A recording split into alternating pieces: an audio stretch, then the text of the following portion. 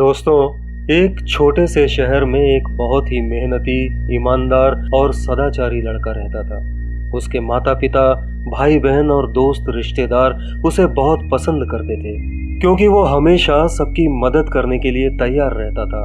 सभी लोग उसका सम्मान करते थे। ऐसा लगता था कि वो भी खुशी से अपना जीवन बिता रहा है, पर वास्तव में ऐसा नहीं था। वो मन से खुश नहीं था।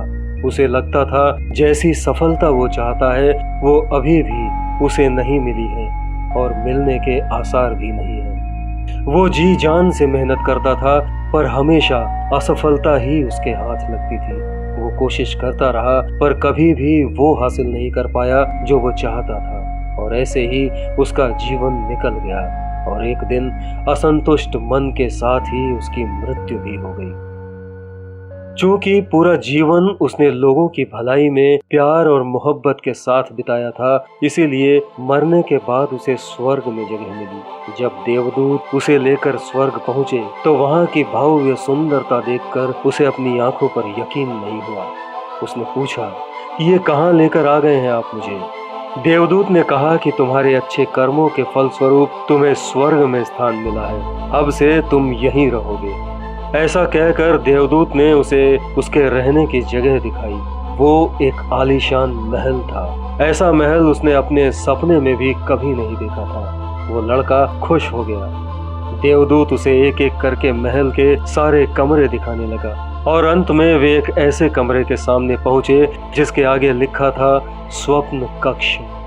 जब वे उस कक्ष के अंदर पहुंचे तो वो लड़का दंग रह गया। वहाँ उन सभी चीजों के छोटे छोटे मॉडल्स रखे थे जो वो अपने जीते जी हासिल करना चाहता था, पर नहीं कर पाया था। बड़ा घर, बड़ी गाड़ी, बिजनेस, ऑफिस, नौकर चाकर और भी बहुत कुछ।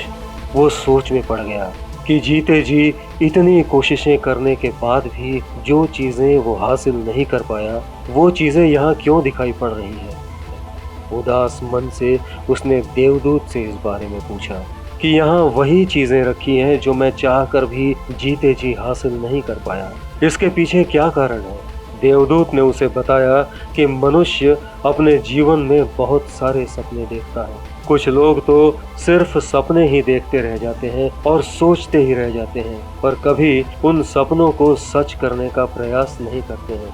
कुछ लोग कोशिश करते हैं, पर एक दो बार असफल होने पर और प्रयास करना छोड़ देते हैं, और कुछ ही लोग ऐसे होते हैं जो दृढ़ निश्चयी होते हैं और तब तक प्रयास करना नहीं छोड़ते हैं जब तक वो अपने लक्ष्य को हासिल नहीं कर लेते।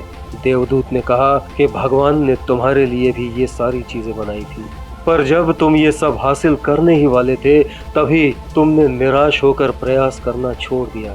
ये सब तुम्हारे वो अधूरे सपने हैं जिन्हें तुम जीते जी पूरा कर सकते थे, पर तुमने अंत तक कोशिश नहीं की। उस लड़के को अपनी गलती का एहसास हुआ, पर अब वो कुछ नहीं कर सकता था। दोस्तों, कहानी का मर्म आप समझ ही गए होंगे। कहने का मतलब यही है कि हम जो भी हासिल करना चाहते हैं वो मिलेगा, बस दृढ़ निश्चय के साथ लगातार प्रयास करने की जरूरत है। अपने आसपास देखेंगे तो ऐसे हजार उदाहरण देखने को मिल जाएंगे। अगर आप मेरी बात से सहमत हैं तो वीडियो को लाइक और शेयर जरूर कीजिएगा, और अगर अब तक नहीं किया है तो चैनल को सब्सक्राइब करके बेल आइकॉन भी दबा दीजिए, ताकि मेरे आने वाले वीडियो का नोटिफिकेशन आपको समय पर मिल सके। तब तक अपने सच्चे दोस्त यानी किताबों के साथ व्यस्त रहिए और मस्त रहिए। जिंदगी जिंदाबाद। जय भारत।